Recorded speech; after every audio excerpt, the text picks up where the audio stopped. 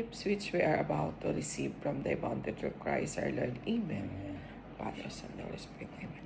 Ayan guys, sarap ng breakfast. Heavy breakfast kasi yung dalang lechon ni Kuya Doki galing sa party ni lechon paksiw natin. So, ang sarap. Plus coffee with milk. Bahay lang kami today kasi walang dialysis si Daddy. So, sabayan niyo ako sa aking breakfast na sobrang sarap. Ito yung garlic fried rice with egg. Kasi garlic powder ang nilagay ko dito.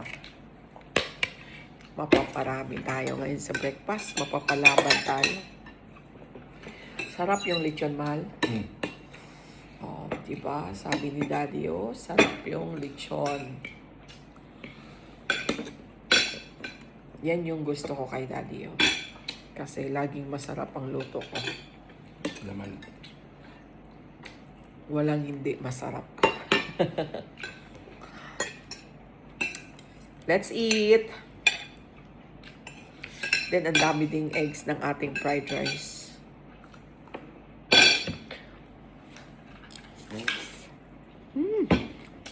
Sarap!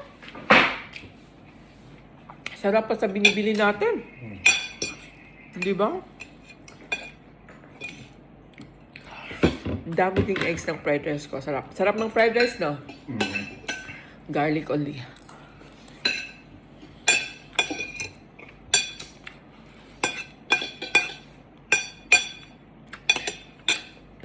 Halos lagi na lang ako ngayong pork at saka Dagan pa na itong fish. Oo. Sige, kain pa. Meron pa doon. Kung dagan pa, pwede nyo lutuan pancit. Yeah. Okay, ngayon magpansit pa daw. Kasi guys, kung napanood nyo yung mga previous na videos ko, allergy kasi ako. Marami pala akong allergy. Kasi kaya pala last month panay kamot ko, and then uminom lang ako ng wine, nasugod ako sa emergency room. Kumain lang ako ng balut, nasugod ako sa emergency room. Na hindi naman ako ganyan dati, kumakain naman talaga ako. Pero nowadays, parang iba talaga, nanghihina ako, and then ang kati ng katawan ko. So, nung nagpa-check up ako kay doctor, sabi ni Dr. Leslie mga oil, sabi niya, mag-take ka muna ng medicine within 3 days, and then yung isa, 14 days. 7 days. So, 3 days. Yung 3 days niya is twice a day. Medyo mahal, guys, kasi sa allergy, no? And then yung 7 days niya, medyo mura-mura. Kunti lang diferensya. So, 48 yung 2 times a day, 48 pesos, and then 41 yung 7 days. Di ngayon natapos ko na, and then, nawala naman siya. Kumain na naman ako ng chicken, ng ano, kasi all I thought, hindi talaga ako allergy sa food. Di ngayon, pumunta na naman ako kay doctor nung June 24. Iyon pala. Sabi niya sa akin, kahit bigyan kita ng gamot, babalik pa yan at unless hindi ka magpa-allergy test para malaman natin kung saan ka talaga allergy. Tapos, sabi ko, magkano naman, Doc? 12K. Oh my God, 12K. Sabi ko, Doc, wala bang discount dyan kasi doktor din naman yung anak ko. Si doktor, ni-discount niya ako sa consultation. Mahal ang consultation, 1K. And then yung 12K, wala talagang discount. So yes na lang kasi kailangan ko talaga. So nung nagpa-allergy test ako, grabe. Ang daming pagkain na bawal. Sobrang bawal. Kahit ng beef, lately mapanood yung lahat ng beef niluluto ko kasi sabi ko, last beef na muna to sa ref. Bawal muna for the meantime kasi sabi naman ni Doc, not totally na bawal. Pwede pa rin akong kumain. But this time na talagang hinihil ko yung aking mga kamot-kamot. Ang dami kong kamot, guys. Sa legs. Ang dami. Dito. Una sa, sa leeg. And then medyo okay na yung leeg natin. And then sabi niya, after that, pwede ka nang kumain ulit. But let's say, kumain ka ngayon ng portion ng beef ganito kalaki. Monday. On the next Monday ka pa pwedeng kumain ulit. Not totally everyday. So, ang dami guys. Ipapop up ko dyan mamaya sa aking video. Yung end ko sa aking video kung ano yung mga allergy ko. As in, sobrang dami. So, all I thought then last time na hindi pa ako nagpa-check is egg lang. Yun pala. Hindi pala egg. Is mismong chicken. So, ayan. Kaya pala nung kumain ako ng balot kasi may chicken talagang kinain kong balot. Hindi naman ako satisfied pag wala yung chicken. Kaya kinain ko talaga yung may chicken. So, ayan. Nasugod tayo after 2 hours. Emergency room na naman. So, ngayon, sabi ko, sumasayaw ako, nagwa-walking ako. Para sa health ko na lang yon. Kasi dati nagsasayaw ako, nagwa-walking lagi ako, nagti-TikTok. For the health, and sana mag-reduce din ako papayat. But this time, makakusan akong papayat. Kasi pork, fish lang. And then sa vegetable, ang dami ko ring bawal. And then sa fruits, ang dami ring bawal. Chocolate, ang bawal. Alam mo yung chocolate, cheese, mushroom, peanut butter, lahat ng butter, ay lahat ng peanut. Oh my God. Kaya sabi ko, baka this time papayat na ako. Check nyo maigi mamaya yung aking list sa allergies na binigay ni Doc. Kaya, sabi ko nga, kung kailan naging matanda na tayo, dati nakain naman ako lahat nito, wala namang allergy.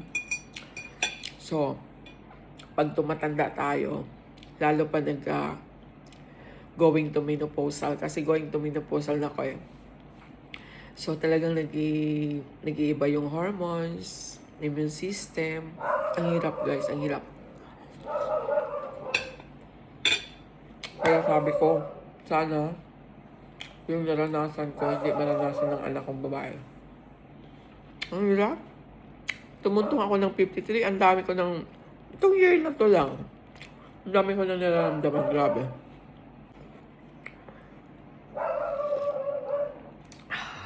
Sarap.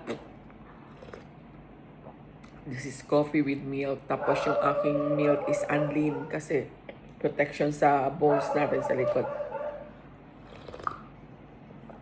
Sarap.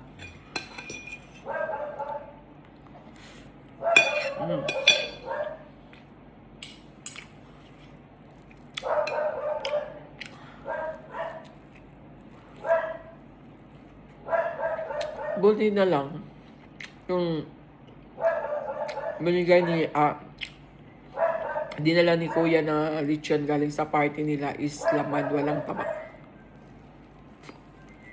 Kasi pork and fish lang ako. Diba?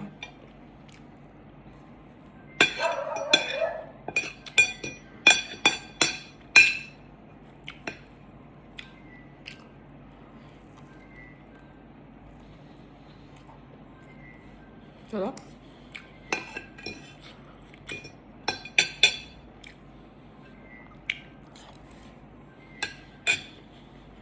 With coffee, milk. Ang sarap.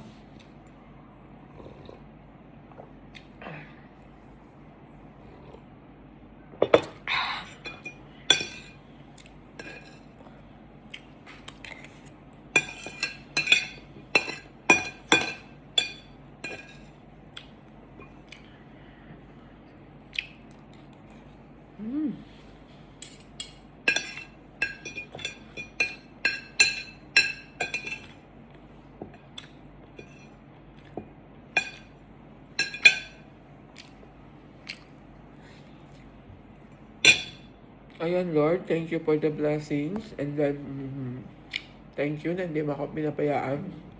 Kahit 2 beses ako nasugod sa emergency, sa aking allergy. Thank you so much. Pag kumakain pa naman kami ni Daddy sa labas, talagang chicken, beef, meron talagang ganun. So, mamimiss ko na yung kare-kare. Samantalang dati, isi-isi ko lang lutuin yan. Ang dami kong in-upload na kare-kare. Ngayon, makakain pa naman ako siguro. By December na ako kakain. Kasi guys, yung kati ko, grabe, oh. Kita nyo yan? Oh, sobra. Hanggang ngayon, Makati. May cream din binigay dito si Doc. Yung legs ko, kung kaya ko lang ipakita, ang daming kamot. Eh, pangit. But anyway, thank God pa rin kasi buhay pa rin ako. And thank you, at least alam ko na mahal man pero kailangan. So ayan, thank you guys for watching. Bye. Mag-bye ka, mahal. Bye-bye!